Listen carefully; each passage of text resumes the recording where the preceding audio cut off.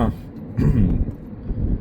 എന്തോ പറയാനാ, ഈ യാത്ര വിചാരിക്കുന്ന അത്രയും വളരെ ഒരു സിമ്പിൾ യാത്രയായിട്ട് എനിക്കിപ്പോൾ തോന്നുന്നില്ല. വീക്ക് 1 എനിക്ക് കംപ്ലീറ്റ്ലി ഷുഗർ അവോയ്ഡ് ചെയ്യാൻ പറ്റി. പക്ഷേ ഇപ്പോൾ വീക്ക് 2 ആയപ്പോഴത്തേക്കും എനിക്ക് ഈ ഷുഗർ എന്ന് പറയുന്ന സാധനം എനിക്കങ്ങോട്ട് കംപ്ലീറ്റ്ലി അങ്ങ് റെസ്ട്രിക്റ്റ് ചെയ്യാൻ പറ്റുന്നില്ല. ഇന്നലെ ഒരു കടയിൽ പോയായിരുന്നു ഒരു കേക്ക് ഓർഡർ ചെയ്യാനായിട്ട്. മോൻ്റെ ബർത്ത്ഡേ ആണ് 25-ാം തീയതി. അപ്പോൾ അവിടെ ഒരു കസ്റ്റർഡ് ബൺ കണ്ടു. അപ്പം കസ്റ്റർഡ് ബൺ കണ്ടു, മേടിച്ചു. വീട്ടിൽ വന്ന് ഇച്ചിരി പീസ് എടുത്തു. അത് കഴിഞ്ഞിട്ട് കുറച്ചും കൂടി പീസ് എടുത്തു. അത് കഴിഞ്ഞിട്ട് ചുരുക്കത്തിൽ പറഞ്ഞാൽ ഒരെണ്ണം മൊത്തം ഞാൻ തന്നെ കഴിച്ചു തീർത്തു.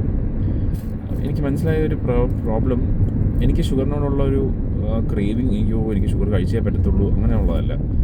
നമുക്കെല്ലാവർക്കും ഒരു പ്രോബ്ലം ഉണ്ട് എന്ന് നമ്മൾ ഐഡൻറ്റിഫൈ ചെയ്ത് ആ പ്രോബ്ലത്തിൻ്റെ അക്നോളജ് ചെയ്യാന്നുള്ളതാണ് എനിക്ക് തോന്നുന്നു ആദ്യത്തേത്. ഞാനിപ്പോൾ എനിക്കൊരു പ്രോബ്ലം ഉണ്ട്, ഞാൻ ആ പ്രോബ്ലത്തിനെ ഇനി അക്നോളജ് ചെയ്യണം. എൻ്റെ പ്രോബ്ലം എന്താണെന്നുള്ളത് എനിക്കിപ്പോൾ മനസ്സിലായി. എനിക്കിപ്പം അവിടെ കുറേ സാധനങ്ങളുണ്ടായിരുന്നല്ലോ, എനിക്ക് എല്ലാ സാധനവും എനിക്ക് കഴിക്കാൻ തോന്നിയില്ല. പക്ഷേ എനിക്ക് മനസ്സിലായ ഒരു പ്രോബ്ലം, എന്തെങ്കിലും ഒരു പുതിയ സാധനം ഉണ്ടെങ്കിൽ ആ പുതിയ സാധനം എനിക്കൊന്ന് ചെക്കൗട്ട് ചെയ്യാനുള്ള ഒരു ഇൻട്രസ്റ്റാണ് ബേസിക്കലി. അതിൻ്റെ ടേസ്റ്റ് എങ്ങനെ ഇരിക്കും അതറിയാമെന്നുള്ളതാണ് എനിക്ക് തോന്നുന്നത് എൻ്റെ ഒരു ബേസിക് ഇഷ്യൂ. ഒരു പുതിയൊരു സാധനം ഉണ്ടെങ്കിൽ അതിൻ്റെ ടേസ്റ്റ് എങ്ങനെയാണെന്ന് അറിയാൻ ഉള്ള കൊതി.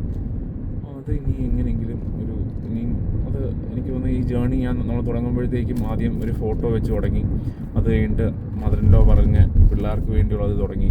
ഞാനിപ്പോൾ ആലോചിക്കുകയാണ് ഇതൊക്കെ ഇതിൻ്റെ അപ്പുറം ഒരു കാരണം സത്യം പറഞ്ഞത് ദൈവഹിതമാണോ? ഞാൻ ഏറ്റവും വലിയൊരു ഫസ്റ്റ് ചോദ്യം ഞാൻ ചോദിച്ചിട്ടില്ല.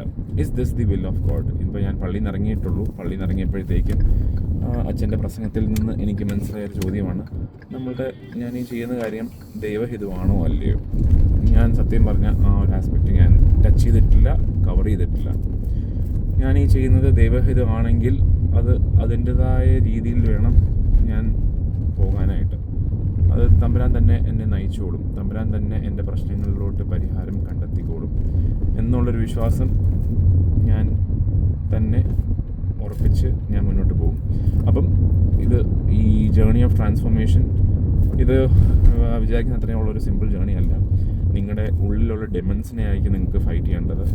ഇതിനകത്ത് എനിക്ക് ഒരു 12 മണിയൊക്കെ ആകുമ്പോഴത്തേക്കും അങ്ങ് വയറിലോട്ടങ്ങ് എന്തോ ഇടിച്ച് കയറി കുത്തുന്ന പോലെ ഒരു വിശപ്പങ്ങ് കയറും. അടുത്തത് ഒരു 4 മണിയൊക്കെ ആകുമ്പോഴത്തേക്കും വീണ്ടും അടുത്തൊരു കുത്തങ്ങ് കയറും.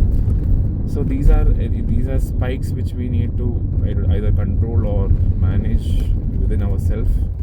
എന്താണെന്നുള്ളത് ഞാൻ എൻ്റെ ഈ ബാറ്റിൽ ഫൈറ്റ് ഔട്ട് ചെയ്തുകൊണ്ടിരിക്കുക.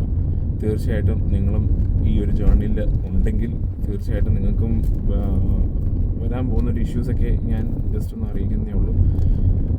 അപ്പോൾ ഇതിനൊക്കെ ഒരു പരിഹാരം കാണും. എന്തായാലും ഒരു 100 ദിവസത്തെ യാത്രയാണ്. ഇന്നിപ്പം 11ാമത്തെ ദിവസമാണ്. It's a long way to go. പക്ഷേ week 2 ആയപ്പോഴത്തേക്കും it is not easy. The road is difficult.